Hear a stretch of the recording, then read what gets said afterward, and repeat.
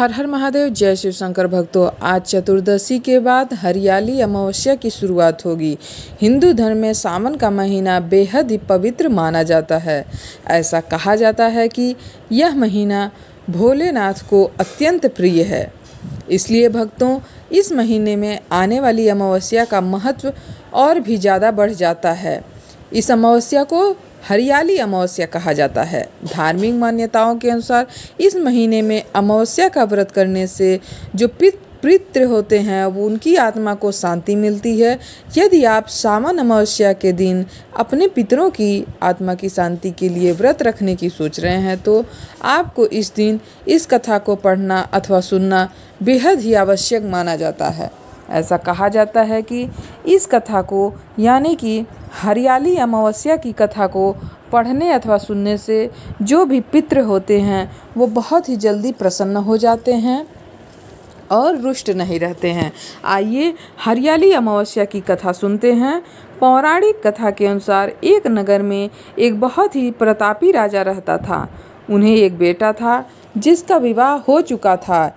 एक दिन राजा की बहू ने चोरी से मिठाई खा ली और नाम चूहे पर लगा दिया, जिसकी वजह से चूहा बहुत गुस्सा हो गया और उसने मन ही मन ठान लिया कि वह चोर को राजा के सामने लेकर आएगा। एक दिन राजा के यहाँ कुछ मेहमान आए। सभी मेहमान राजा के कमरे में सोए हुए थे, क्योंकि चूहा को बहुत ही ज़्यादा गुस्सा था उसकी बहू से। इस वजह से वह रानी की साड़ी को लेकर जाकर उस कमरे में रख दिया। जब सुबह में मेहमान की आंखें खुली और उसने रानी का कपड़ा वहां पर देखा तो वह यह देखकर हैरान रह गया। जब राजा को इस बात का पता चला तो उसने अपनी बहू को महल से बाहर निकाल दिया। महल से निकालने के बाद रानी रोज शाम में दिया जलाती और ज्वार उगाने का काम करती थी। वह नित्य रोज पूजा करके गुड़धानी का प्रसाद बांट दी थी।